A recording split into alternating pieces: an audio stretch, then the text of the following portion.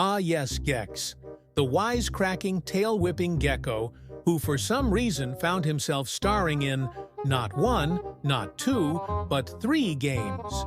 A lizard with a mouth bigger than his tail. Played by stand-up comic Dana Gould, also a writer on The Simpsons from 2001 to 2007. Gex is essentially what you get when you take Michelangelo from TMNT, Mondo Gecko, and the Gecko Gecko, and mash them all together into one reptile obsessed with TV. And he just won't quiet down. So the original Gex game appears in 1995 on the 3DO and subsequently slithers onto the PlayStation and Sega Saturn. The story? Gex is sucked into his television and must battle the nefarious Rez through a series of TV-themed worlds. Typical Saturday morning cartoon fare. But the actual experience? A side-scrolling platformer that never lets you forget that it's the 90s. Gex's one-liners assault you in rapid-fire succession.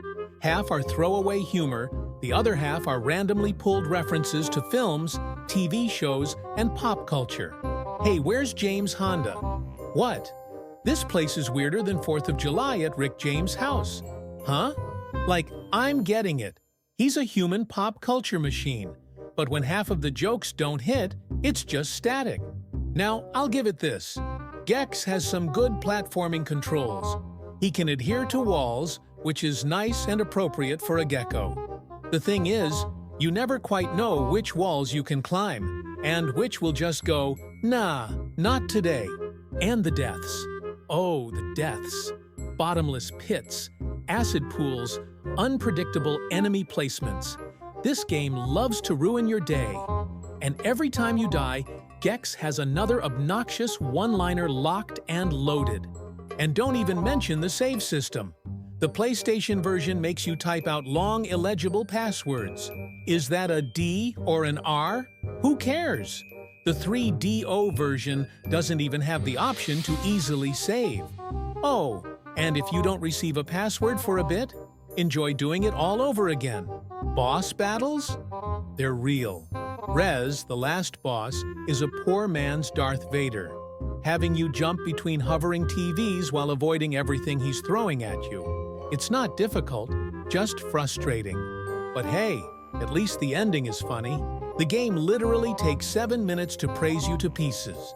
No, seriously, it's like having an insecure friend who needs you to reassure them all the time.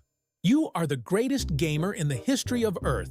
Chill out, Gex. It's not that serious. Now let's go to Gex.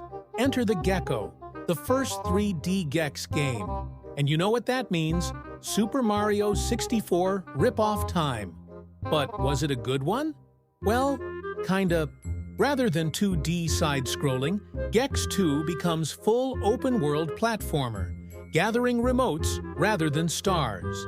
And although it's certainly ambitious, the controls are, let's say, not the best. Gex handles like a shopping cart on a slippery floor. And the camera. Oh boy, it's like wrestling a wild animal. Oh, and depending on which one you play, you're going to have varying experiences. The PS1 has improved graphics, improved lighting, and all the voice stuff. The N64? They had to leave out a huge amount of dialogue and even some of the music to get it onto the cartridge.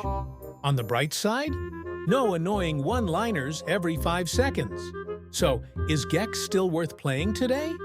Yeah, if you're feeling nostalgic for the 90s and enjoy corny one-liners perhaps.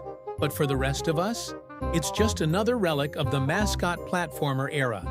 It's not terrible, just middling with a mouthy gecko who thinks he's the funniest thing on Earth. Yeah, buddy, we know. If you like this video, don't forget to like, subscribe, and let me know. What's the most frustrating video game character you've ever played as? Let me know in the comments.